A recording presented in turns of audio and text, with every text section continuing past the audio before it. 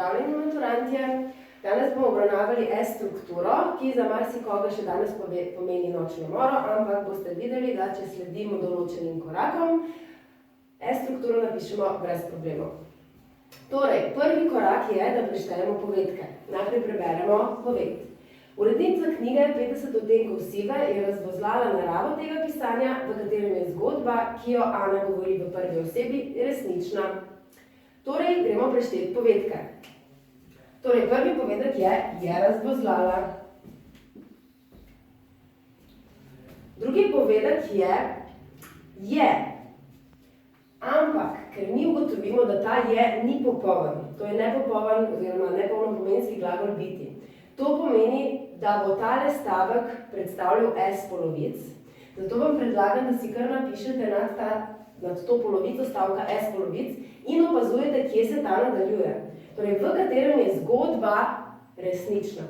Torej, drugi del povedka je tukaj, torej je resnična, to bi sicer bilo povedkovo določilo, ampak to je drugi del stavka. Torej, si lahko tudi nad njega napišete S polovic, da boste pozorni potem pri S-strukturi.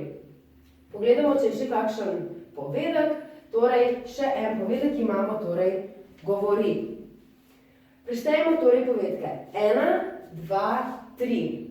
In si zraven napišete število povedkov, da boste potem preverili, ali se sklada s številom S-ov. Ok, drugi korak je, da obkrožimo veznike. Te nam bodo povedali, ali bomo napisali plus, v primeru, če je veznik prireden, ali bomo napisali slash, če je veznik podreden. Torej, prvi veznik je v katerem in pa drugi veznik je ki. Torej, imamo dva podredna veznika. Tretji korak je, da najdemo glavni stavek. Glavni stavek je tisti, ki nima veznika in mora v S-strukturi stati najvišje.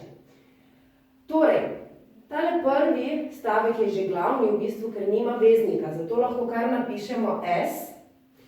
Potem sledi polovica enega stavka, ki ga uvaja podredni veznik, to je veznik prilastkovega odvisnika, torej damo slash S polovic, ker ima samo polovico povedka, ki jo govori Ana v prvi osebi, spet imamo veznik prilastkovega odvisnika, torej damo S stavek enega nižje, ga zapremo s še enim slashom in naredimo še zadnjih S polovic, torej pogledamo, če se število S-ov ujema številom povedkov in vidimo, da imamo 3 S-e.